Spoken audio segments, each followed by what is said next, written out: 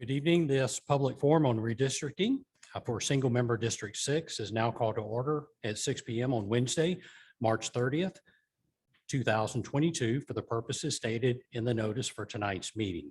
Board members present in this meeting are Trustee Saldivar and myself, Mike Sullivan. Remote virtual participation is Trustee Pierce and Trustee Kane. Welcome to the meeting. Please feel free to hit the chat button anytime you'd like to speak, and we will certainly call on you at the appropriate break during the meeting. I wish to extend a warm welcome to Shaw Artelon and the University Park campus for hosting us tonight, also to OTS, the police department, and also I've been negligent in the Chief Operating Officer's office. So forgive me, it hit me the other day that not once have I thanked y'all for your help and assistance during these meetings. So thank both of you. It does not go unnoticed. Thank you. And my apologies for taking 6 meetings or 7 meetings to get to that point. There's no posting certification tonight. Our presentation by Thompson Horton and demographic team. Our first order of business is a presentation by our legal and demographic team concerning what redistricting is, the role census data plays in redistricting, the system census data for 2010 and 2020, and initial proposed maps. And before I turn the floor over, I'd like to ask Trustee Saldivar, who is also board chair, if she has any comments she would like to make tonight. Thank you, Trustee Sullivan. I don't have any questions right now, but I'll reserve them at the end of the presentation, if that's okay. Yes, ma'am. Thank you, Trustee Saldivar. And we'll certainly have, at every break, I'll come back to you for questions. Yes, ma'am. Thank you. Ms. McBride, the floor is yours. Thank you. Thank you so much. And I too would like to extend a warm welcome to everyone. I'm here tonight with my colleague, Paige Martin, as well as one of the demographers for the system, Rocky Gardner, who will be presenting some census data and proposed maps a little later on in the presentation. We'll go to the next slide, please. So tonight is not only our opportunity to present to you proposed maps that the Board of Trustees and Redistricting Committee have been considering, but before we get there, to provide a framework for understanding those proposed maps, and while we're even looking at proposed maps as part of the redistricting process. So tonight, we're going to start off with a legal overview, the kind of the what to the why, and the how and the when we do redistricting. What you will find from that legal overview is that everything is triggered by census data and population data that comes from the census. And so we'll spend some time talking about the specific census data for the system, what it was in 2010, what it is now, and then what under the law requires us to do as an appropriate response to that data. Then we'll talk about what are some of the constraints on how we can respond. As you'll learn after the legal overview, redistricting is essentially rebalancing population. Technically, we're changing how the lines that divide single member districts are drawn, but each time we make a change, that's people that we're moving into and out of a single member district. And so there are many ways to bring our system back into balance, and we'll talk about what balance means, but there's some constraints as we're considering those many ways of bringing our system back into that balance. And those constraints appear in a federal consent decree that's governing on the system, as well as redistricting criteria that were adopted by the board. Another way of saying redistricting criteria are map drawing principles. So those are kind of the report card against which each map will be judged. Then after laying that framework, we'll look at the proposed maps, and then we'll talk about what's next. What's the timeline for completing this process, and what are the immediate next steps? What can you look forward to? And so with that, I'll turn it over to my colleague, Paige Martin, to give the legal overview. Thank you, Lisa. Good evening, everyone. So for just a brief legal overview, what we're going to do is answer 4 basic questions. What, why, when, and how, so that we're all on the same page as we think about this redistricting process. So first of all, what is redistricting? Well, the technical definition is it's the process by which the boundaries of elective districts or single-member districts are periodically redrawn in response to changes in population. And we know how the population has changed based on the census data that's released. And so there's a census conducted every 10 years, even number of years, 2010, 2020, there'll be one in 2030. And then the following odd number year, that data is released. And so there was one done in 2020 and the data was released in 2021. And so now that we have this data, we have to look at the law and say, do we need to redistrict? So Lone Star College system is currently divided into 9 single-member districts. And as you can see on the screen, this is our current single-member district boundary map. This map was drawn in 2013. And you can see that the districts are not all the same size. For example, district number 7, the one at the top, is larger, especially compared to districts like 3 and 4. But when we talk about rebalancing and having balanced single-member districts, we're not talking about physical size. We're talking about total population. And so, and 7 might be larger physically, but it's roughly equivalent in total population to the rest of the districts in that single district map. So these 9 single-member districts are currently represented by the trustees that you can see now on your screen, except that there's a vacancy in single-member District 7.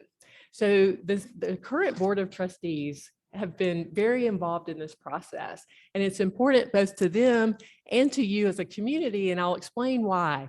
So the trustees are charged with representing the interest of their single-member district. And so as we talk about rebalancing the districts, we're talking about shifting people in and out of each single member district.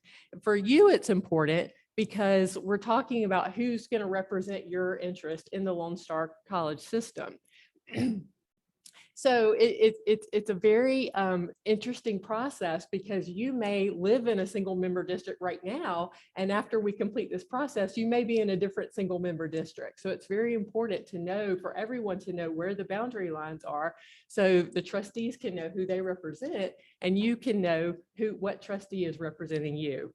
Again, the whole board has been very involved in this process, and it's very important to them, but there's a smaller committee within the larger board called the Redistricting Committee. And these 3 trustees have a laser focus on this redistricting process to ensure that everything is done by the criteria and the timeline that the board adopted. And that Redistricting Committee is chaired by Trustee Mike Sullivan, who welcomed us here tonight. And he's joined on the committee by Trustee Ernestine Pierce from Single Member District 2, and Trustee Art Murillo from Single Member District 4, and Trustee Sullivan is from Single Member District 8.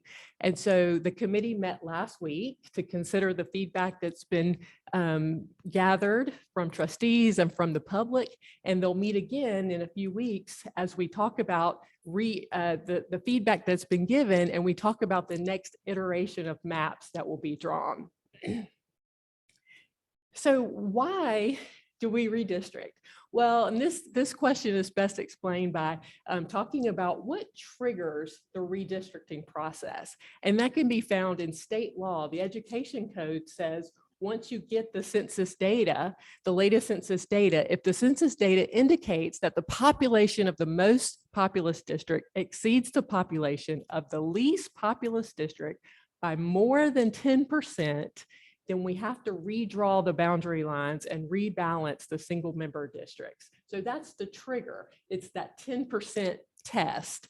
And we want to make sure that the most populous district isn't greater in population by more than 10% than the least populous district. So that's the most important, as Lisa said, report card check mark that we have to redraw. When we redraw the lines, we have to make sure that we're under that 10% mark. So the next question is when, and the law also gives us a timeline for when we have to complete the redistricting process.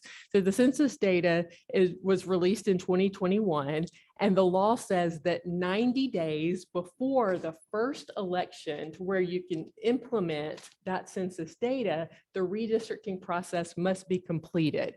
So the Lone Star College system has elections on even numbers of years. And so there's the next election is November 8th, this November 8th, 2022. And so the law requires 90 days before that November 8th date is August 10th. So we have to be done with the redistricting process by August 10th.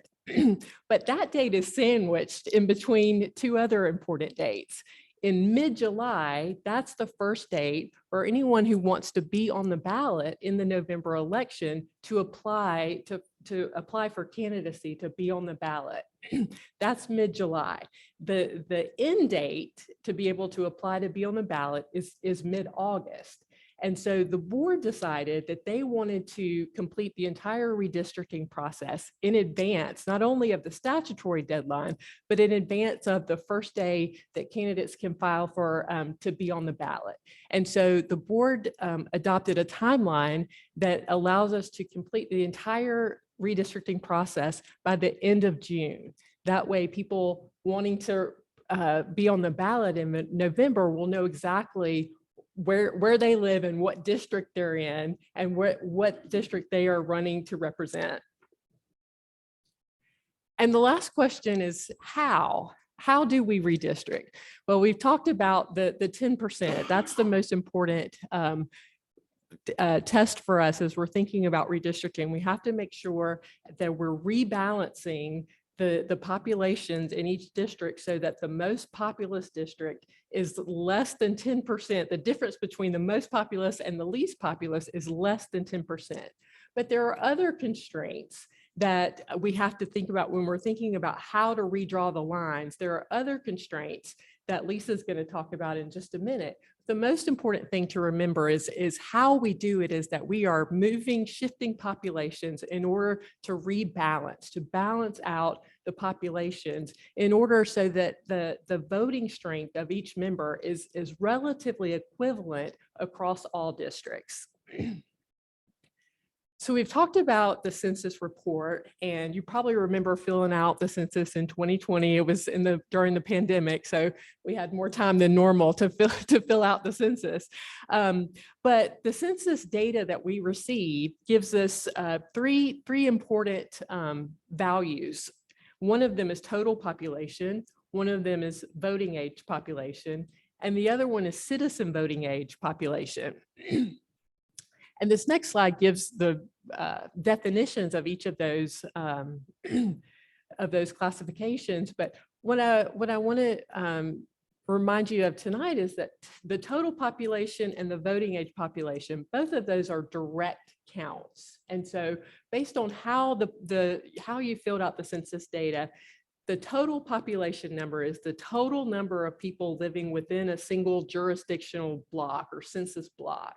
And so all persons residing in that single jurisdiction on census day, which is April 1st, 2020, that is part of that direct count of total population. The next one is the voting age population. Again, that's a direct count number based on who filled the census data out and the number of people that are 18 or older. That's the voting age direct count number that we get from the census. The last one is not a direct count. It's more of a mathematical estimation based on the census data and also additional survey data and also records that the government keeps over time. And so when we get the citizen voting age population, we're talking about people over 18 who are also citizens of the United States who can vote in the election. And so it's an important number when we're talking especially about minority voting strength. And we want to make sure that once we've established a certain minority voting strength in a specific single member district, that we don't experience retrogression, that number doesn't get smaller. And that's part of the Voting Acts, right, that Lisa will talk more about in just a minute. But the citizen voting age population, again, is an estimate. It's a technical mathematical estimation of the citizen voting age. And it's really important when we think about minority voting strength. So as we're redrawing the boundary lines, we're asking the question, are SMDs well balanced? And we answer that question in this way. They don't have to be exactly equal. The total population number does not have to be exactly equal. What we're talking about is substantially equal or equivalent. Are there about the same number of people in each district? Because we want to avoid overpopulated and underpopulated districts. If you think about a pie that's split down the middle in two, and on one side of the pie, you have 1,000 people, and on the other side of the pie, you have 100 people. If you're really invested in the election, you want to be on the side with the 100 people because your vote is going to be stronger. If you were on the side with 1,000 people, your vote would have significantly less power. And so think about 1,000 versus 100. None of our single member districts are that disparate at this point, but it just helps us understand we want the part of the redistricting process, really the purpose is to normalize the power of one single vote. We want to make it substantially equal or equivalent in all single member districts. So we talked about the 10% rule, and that's the most important thing. And I'm going to get ready to turn it over to one of our demographers, Rocky Gardner, to talk about the demographic change analysis, because what we want to look at is before in 2013, we were under the 10% mark. Now with this new data, we have to look at where are we now and what needs to move. And so Rocky, I'll turn it over to you. Good evening. Thank you, Paige. It's a pleasure to be here. Hope everybody can hear me okay.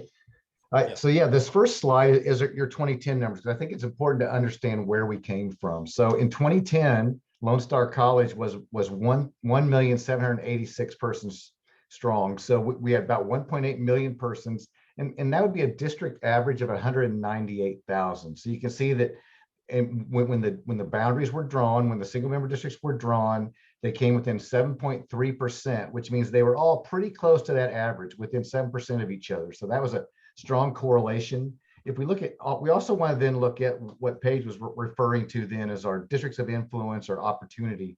You see there that the District 4 was 51.7% Hispanic when we look at that CVAP, that citizen voting age population, which made that a district of opportunity. And then we had districts 2, 3, and actually 2, 3, and 6. And District 6 is who we're representing tonight, was 56% when you combine African-American and Hispanic populations, making District 6 a district of influence. So those are things that we want to keep an eye on now as we move forward to 2020. Next slide. Yes, thank you. So by 2020, the population of Lone Star College District had increased to 2.26 million persons. So 2,262,000, almost 263,000. So now the average has gone from 100,000 a district to 150,000 per district. And as you can see pretty quickly, our percentage is way above 10%. We're at 38.2%. District 4 is still the smallest district, just over 200,000. You see District 1 is 279,000, so the largest district. We now have 4 districts that are over 270,000. And you got several districts that are much lower at 209 and 202,000. So you can see where we need to begin to move these boundaries around to try to get back to these averages. Now, what we do see is districts 2, when we start talking back about the influence districts, we still have districts of influence in District 2, District 3. District 4 is still an opportunity district with 56.7% Hispanic.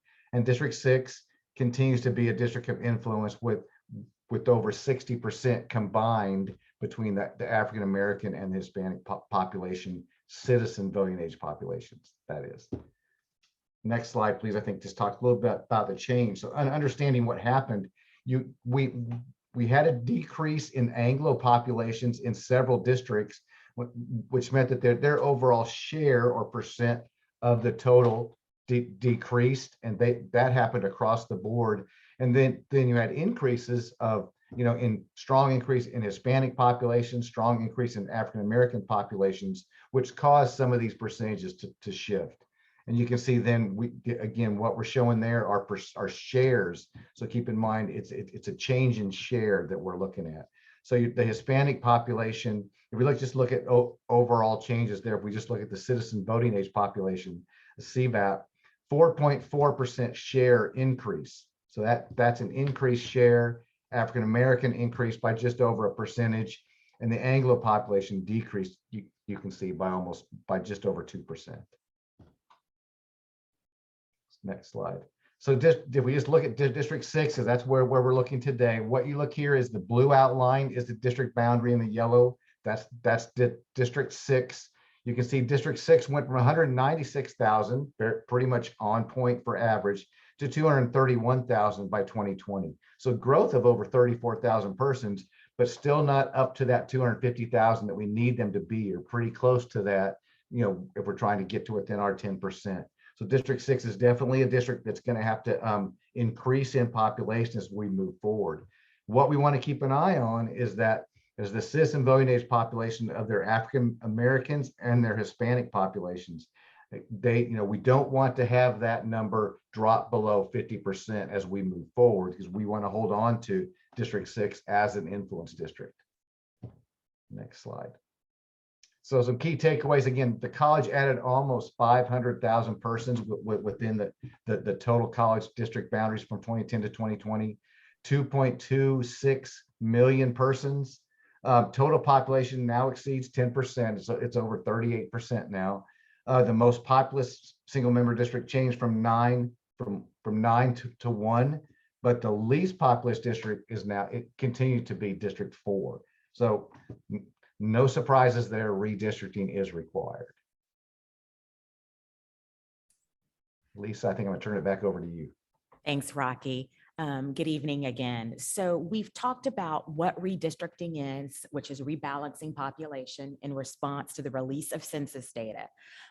We've looked at your actual census data and have confirmed that at 38 some odd percent, you're definitely over that 10% trigger. So we do have to rebalance. And looking at your current single member district map, your single member districts in the northern portion of the system tend to be larger in terms of total population than those in the southern portion of the district, including single member District 6 that we're here to talk about tonight. And so basically under any proposed map, so we are rebalancing population from the north to the south to increase those single member districts, bringing those up so that each one of our 9 single member districts can be more nearly equal as possible. As you might imagine, there are several ways to accomplish that north to south shift of population, but there's going to be some constraints on how we do it. And we're going to talk about the first of these constraints, which is the consent decree, the 2013 consent decree. So in 2013, Lone Star College System was sued by a group of plaintiffs wanting the system to go from an at-large method of electing trustees to its current single member district system. And to resolve that lawsuit, the Lone Star College System voluntarily entered into a consent decree. And as part of that consent decree, moving us from an at-large system to a single member district system, the court ordered that certain of our single member districts have a very specific demography. You can go to the next slide. Specifically, the court ordered that we had to have one single member district where the Hispanic or Latino population, citizen voting age population, had to be the majority, so greater than 50% in that single member district. That's your single member district number 4 in 2013 and continues to be single member district number 4 now. The court ordered additionally that our single member district system have 2 other single member districts known as influence districts on the basis of African American and Latino or Hispanic population. And what that meant is looking at the citizen voting age of those groups combined in the single member district, they would either be the largest minority group combined or be greater than 50%, such that they have influence in those single member districts. And actually, you were very close in 2013 to having 3 influence districts, and you definitely now, if we weren't to rebalance at all, have 3 influence districts. And those districts are single member District 2, single member District 3, and the single member district that we're here to talk about tonight, 6. So single member District 4 is your opportunity district on the basis of Hispanic or Latino citizen voting age population. And then your 3 influence districts are single member Districts 2, 3, and 6. So looking at any proposed maps, we've got to maintain the demography of those single member districts. Now, all of those single member districts, because they're in the southern portion of the system, have to gain population. So we have to gain population in those single member districts, but still keep them as an opportunity, single member district 4, and influence single member districts 2, 3, and 6. Now let's consider some other constraints on our ability to rebalance. The second set of constraints are called redistricting criteria that were adopted by the board in December, along with the timeline for this process. And these are just very pragmatic map drawing principles, some of which just capture what state or federal law requires, and others are just very pragmatic, objective map drawing principles that have been upheld by courts looking at challenges to redistricting maps. So the first one, and you will understand this one, it's very pragmatic, is when we're deciding where to divide between two single member districts, we're going to use natural and our artificial geographic boundaries or political boundaries to be that natural divide between single member districts. Political boundaries you might think of as election precincts, and geographic boundaries you might think of as city limits, county limits, a bayou, a creek, a stream, a major thoroughfare or highway. The second two map drawing principles are going to be very familiar to you because they go to the central focus of this process, which is bringing our single member districts across the system to more equal balance in terms of total population.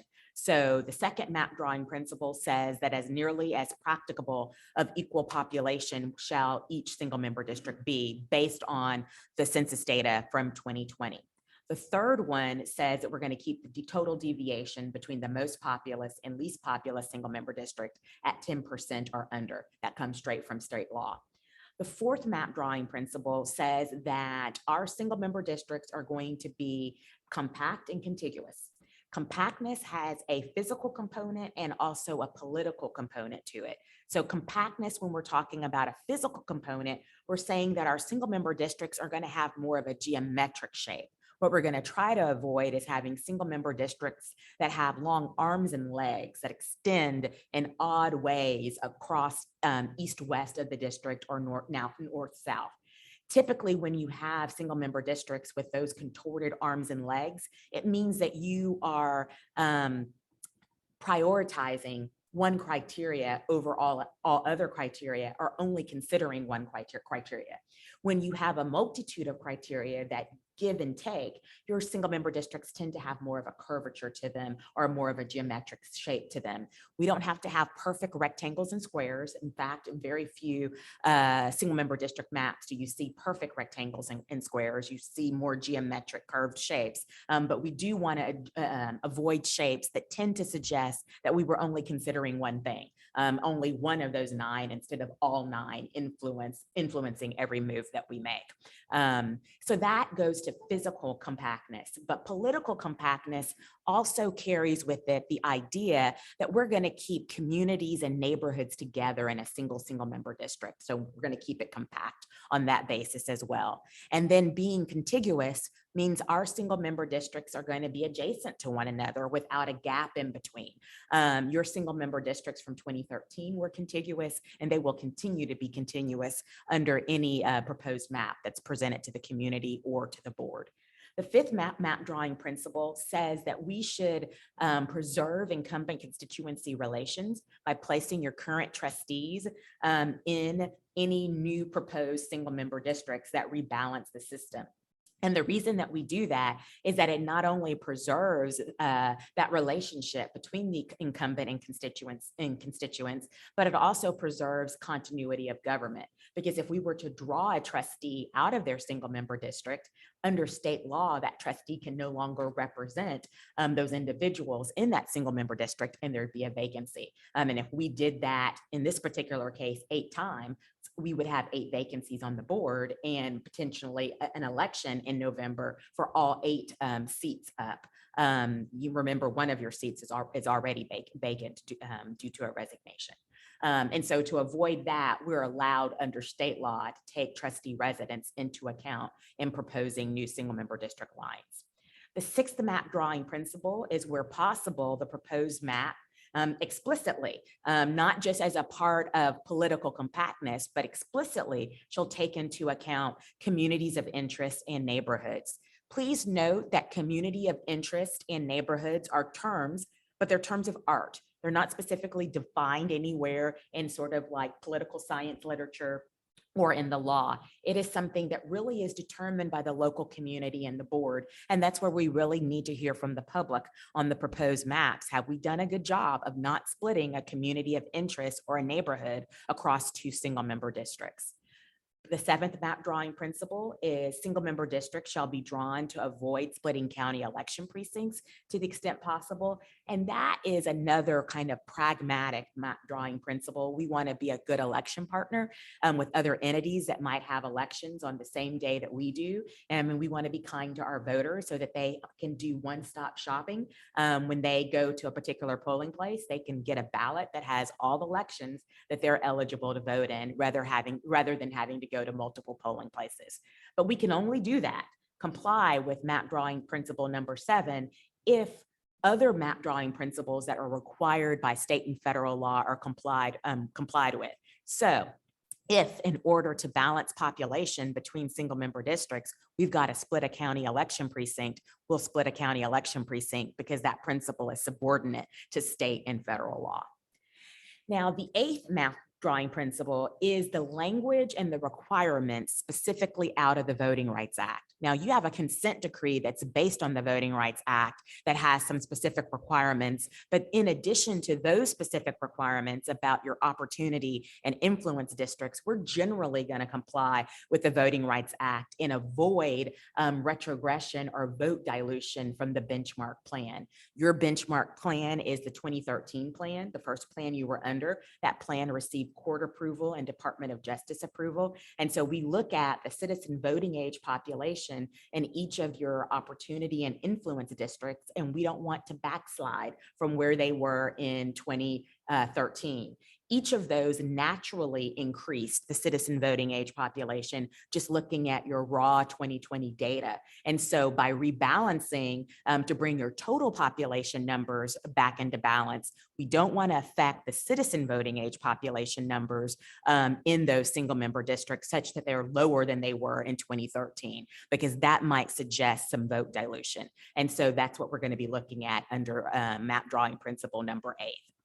And the 9th map drawing principle is that to the extent possible, we're going to maintain your current 2013 boundaries, except if we need to move them around in order to comply with any of these 8 prior map drawing principles or the consent decree, or the 10% rule specifically.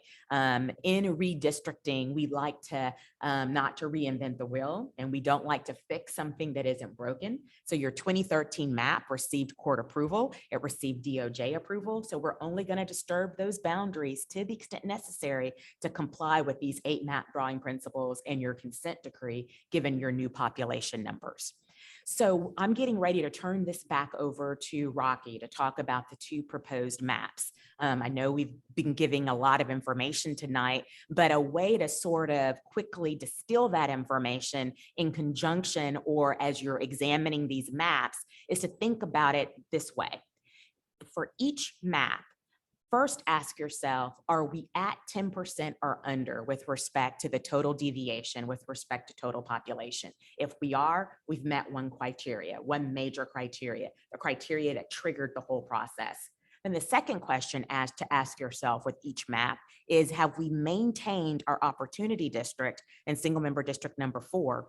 And have we maintained our influence districts and single member districts number 2, 3, and 6? If we have, we get another check on our report card because we're 2/3 of the way there. Now remember, opportunity district 4, greater than 50% Hispanic citizen voting age population. Influence districts 2, 3, and 6, African-American, Hispanic, citizen voting age population combined is either got to be greater than 50% or standing alone, those two numbers have to be the greatest minority concentration in that single member district so that there's influence in that single member district. So we're looking at that as a second inquiry. Then our third inquiry, which is a little bit more nuanced, is how well do we comply with those 9 map drawing principles? So first question, are we at 10% or under that we satisfy the initial trigger? Second question, have we complied with the consent decree with respect to single member districts number 4, 2, 3, and 6? And then the last question is how well are we complying with those 9 map drawing principles? And so with that framing, I'll turn it back over to Rocky to talk about the 2 proposed maps. Thanks, Lisa. Yes, let's just jump right into it. So this is Plan 1. So a couple things I want to point out before we move on. The dark blue heavy lines represent the current single member districts that we have right now. And then the colors represent the new plan. So when you see a color like in District 5, that purple bleeds over that blue line into 7, that means that it's picking up population from that district and moving it to its own district. And like we talked about, the more populous districts are going to have to give up population to the least populous districts. And because of the way growth occurred in Lone Star, we're having to move populations for the sake of moving it so we can shift it down. So 5, although maybe not needing to pick up population, had to grab some of 7 so we could leave population down to 9, and 9 could then give population to 1, 6. So you can kind of see how we had to kind of build this here. So this first map just shows that the look of the new boundaries, or the Plan 1 that we're looking at. And go to the next slide, we can see what those numbers represent. So now we can begin to kind of check the boxes that Lisa was referring to. So first of all, you can see that your least populous district is still District 4, but it's now 239,000 persons. And your most populous district remained District 9, although a little bit lower at 260,000. So being that our average is 250, the difference between the smallest and the largest is just 9%. So we are within 10%. So the most important box has been checked, or one of the important boxes has been checked. So now we'll drop down below and look at our citizen voting age population, which is in the orange color. And first we'll look at our district of opportunity, District 4. You can see the Hispanic population is 53.4%, over 50%, still an opportunity district. Check that box. Now let's look to see if we have our districts of influence, District 2, District 3, and then finally the district we're talking about tonight, District 6. If you look at the combined percentages of African American and Hispanic, you'll find that each of these is over 50%. You know, in District 2, it's almost 60%. District 3, it's 56%, and there in District 6, we're just at 52%, but we are over our 50% threshold. So all boxes checked, I'd say. Next slide. So if we zoom in and look at some of these, the black circles represent the areas that have changed in each one. So you can see there's about 5 areas here where we made some changes. And these next slides, we're going to zoom into those a little bit. So this first one, this is areas where District 6 moves and grabs population from District 9. That's Spring Cypress Road to the north, and Louetta. I know you can't see my cursor, but that's it's going up to Spring Cypress Road and Louetta. It's fairly a smooth boundary, and that's one thing we try to do as well. We try to make these boundaries as clean as possible when we made the moves. Next slide. We see here, there's a couple things you can see on this slide. You see that just in the little bit of District 3 that now captures a piece of that was District 6. I think that's a Fallbrook Drive that's right there. That's that brownish color. And then you can see some District 4 that's moved in as well. You see, we took District 4 and we moved it up to the Sam Houston Tollway. I think that smooths it out there.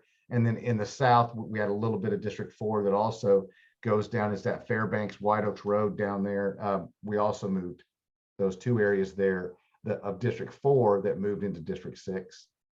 Next slide. And then I guess we've got this area here. We just kind of zoomed in. That's Rankin Road and 45 that now captures a little piece of 6 there in that southeast corner. In the first plan, District 6 loses population to 4 and loses population to 3, single member District 4, single member District 3, and then it gains population from single member District 2 and single member District 9 in this plan. So that's plan 1. So we jump into plan 2. It's a little bit different. You can see that we did not move 5 to capture population from 7, but single member District 8 does move some population from 7 into 8. So then we can move populations from 8 back down into 2, and 2 can help out a little bit 4. Everybody's just kind of shifting. It's a little bit of dominoes there. So next slide. We see where these changes are. Again, 9.2%. So we've hit the 10% rule. District 4 is still your smallest district at 240,000, but your largest district is now District 2 in this plan. So District 2 at 262,000. The differential there is 9.2%. So our differential is strong. We come back down again to District 4 is at 52.3% Hispanic. So there's still an opportunity district. And our influence districts, District 2, District 3, and then finally District 6. District 6 is at 56% combined African-American and Hispanic, so that they continue to be a district of influence. So both Plan 1 and Plan 2 meet the minimum criteria. We can look at these the changes now. The black circles, you see there's quite a few more changes here. It looks like it when you're zoomed out, some little pieces there, but we're just going to focus on District 6 tonight. And so again, at the top there, Louetta Road, we've got 3 areas that we're going to look at here. The first one, Louetta Road, see, it's kind of smooth. We basically just continued Louetta Roads. That just kind of made a smooth corner there. That change is a little bit different from the previous plan, because the previous plan we went up into Spring Cypress and Fallsbrook a little bit more. So we've changed 4 a little bit, where 4 goes in, it goes up north to Rankin Road and grabs some of 6 up in the north, and then it goes over there to Antone Drive and grabs some there. So again, it kind of makes a little smooth jut out there as opposed to the way it looks there with the blue lines.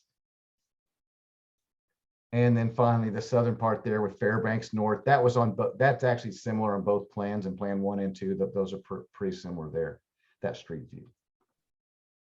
And with this one, single member District 6 loses population to single member District 4, and it loses population to single member District 4, I guess in 2 places, in the south and southwest and south and southeast, top and bottom. And then single member District 6 gains population from single member District 2 and 9 in the north. And that, again, that was a change from Plan 1. So there's some data comparisons. This is a nice comparison here, this next slide. This kind of looks at Plan 6. It kind of puts them all together. This is kind of my favorite. It's pretty simple. Plan 1 and Plan 2 both sit right around 250,000. So we've gotten very tight when it comes to the the differential, the change there. And then again, you can see the citizen voting age population. The African American at 37.4 in 2020, it does decline a little bit based on the numbers. Keep in mind, we had to add 20,000 persons to the district, but it still remains above 50% in both Plans 1 and Plans 2 when you combine the Hispanic and the African American together. And I think we're ready for questions. Send it back to the ladies. Thank you very much, Rocky. Ms. McBride, okay with y'all ask for questions? Good. Like to first call on Trustee Saldivar, since this is her community meeting in her district. Thank you, Trustee Sullivan. So I will just reserve my questions for now. I don't know if anyone in the public would like to answer anything, and then if not, then I'll proceed. Okay, thank you. Trustee Pierce and Trustee Kane, let me ask if there's any input from either one of you. Trustee Pierce. I don't have any input at this time. Thank you, Trustee Pierce. Trustee Kane. Not at this time as well. Thank you very much. We'll now open the floor for questions and or comments from the public. If you are physically present, please come to the microphone to speak. If you are online, please use the action icons in Zoom to virtually raise your hand or post your question in the chat to be read aloud. Whether in person or by Zoom, please state your name and the single member district in which you live before stating your question or comment. We will alternate between calling on those in the audience and those participating remotely. No one, are there anyone in the room want to speak or ask questions? Seeing no one approach the podium, remote participants. We'll zoom back up. Chat. I don't see anyone in the chat who has requested to speak. May I proceed? Thank you. Very good, thank you. Discussion of timeline and next steps.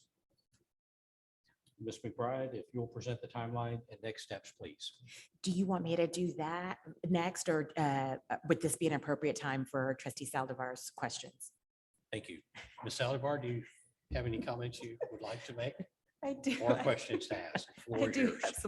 I do have some comments. Thank you, Ms. McBride. Thank you, trustee Sullivan. I know the importance of, preserving the single member districts in terms of opportunity districts and influence districts. So I think it's really important that with these maps that we are preserving those important subjects, right? Opportunity and influence. Correct.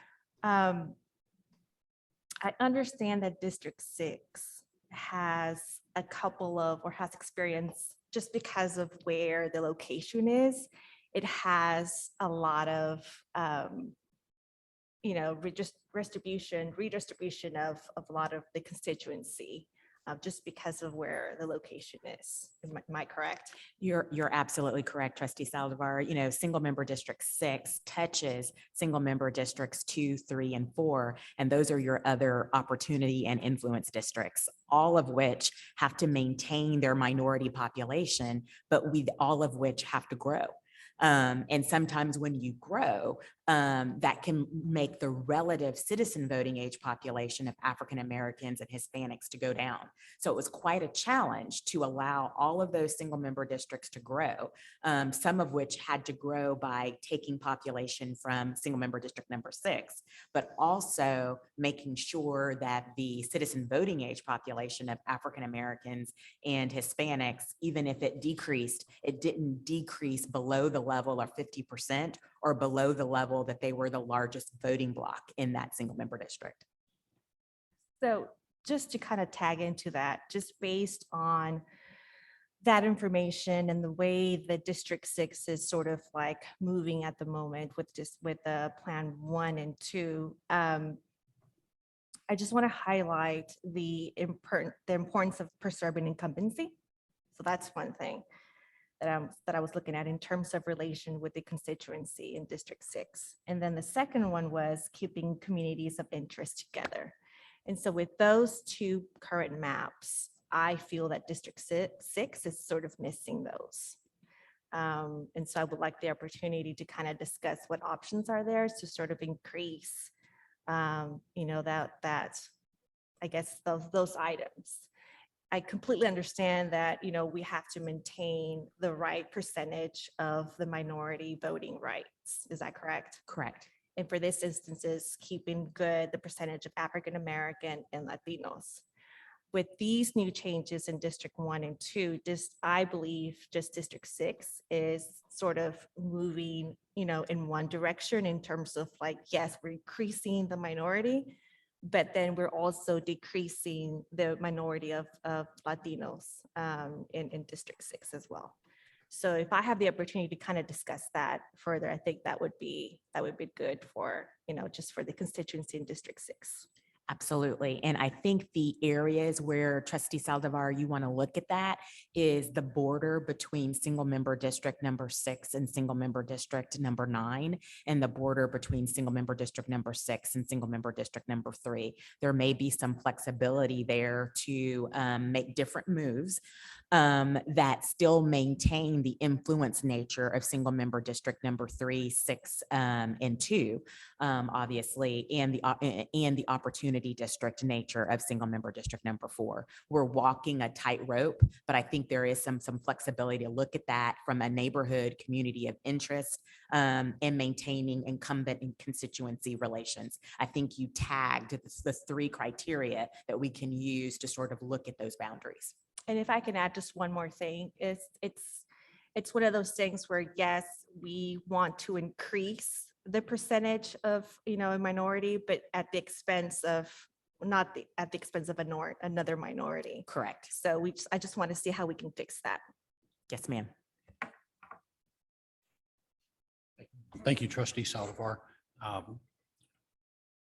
What does that mean and where do we go? Is that a conversation that will take place offline between now and the next meeting? Or is it something to talk about tonight? Or how do we address this? It's a wonderful question, Trustee Sullivan. So as to one of those issues, the Redistricting Committee has already looked at that with respect to the boundary between single member district number 6 and single member district number 9, smoothing that out a little bit, which also helps you maintain some of the neighborhoods and communities that were in your single member district in 2013 currently. So the next iteration of maps will include that change. And I do believe that there are some additional discussions that will be happening between Trustee Saldivar and Trustee Ayers Wilson with respect to the boundaries between their single member districts. And if there is a suggestion or recommendation that comes out of that discussion, that'll go back to the Redistricting Committee so that a map reflecting both of those can be drawn. But I do see that there is area for improvement to identify and address Trustee Saldivar's concern without weakening single member district number 3 or single member district number 2 or single member district number 4. Okay, very good. So, Which I think that's just want to highlight. That's one of the important things is that we keep the, opportunity districts going and the influence districts as well. Correct. So, okay. good discussion. Thank you very Thank you, much. sir. Rocky, did you hear all that? I did. I caught all that. Okay. So, yeah, we've got a little work to do still, but we've got some good start. I think we're off to a good start. We've been kind of looking some different things. So we're going to do the best we can and hopefully bring back some stuff that we can, work through some of this stuff. Okay, thank you very much, Rocky. Mhm. Appreciate it. So now may I go to discussion of timeline and Yes, next sir. steps? I don't want to leave anything out. I mean, that Ms. McBride, will you present the timeline and next steps? I'd be happy to. We'll go to the next slide. So what you have on the next 2 slides, for those of you who are watching physically or participating from home, is the full timeline that the board adopted regarding redistricting. And we just completed on March 24th our redistricting committee meeting, where we actually took into account trustee comments and public comments that we had received to date. And remember, you don't have to just limit yourself to coming to one of these community meetings. We have a redistricting website, which I will give you the website address for a little bit later, where you can submit written comments. You also can come to any of our special board meetings on redistricting or our redistricting committee meetings and provide public comment. So based on the public comment and trustee comments that we had as of that March 24th meeting, the committee did consider another iteration of maps that address some of those concerns, including neighborhoods and communities of interest that were in a particular single member district in 2013 that may have gotten slightly divided or split between 2 single member districts as a result of rebalancing under the proposed maps. So it's an iterative process, and we keep drawing maps until we can reach some consensus in terms of addressing all trustee and public comments. We'll have our next special board meeting on redistricting on April 13th, which will be considering the recommendations from the Redistricting Committee. And then if you'll go to the next slide, the Redistricting Committee meets again on April 21st to again consider any public comments or trustee comments received to date. And if there is a need to tinker with or tweak maps further based on those comments, we will do so.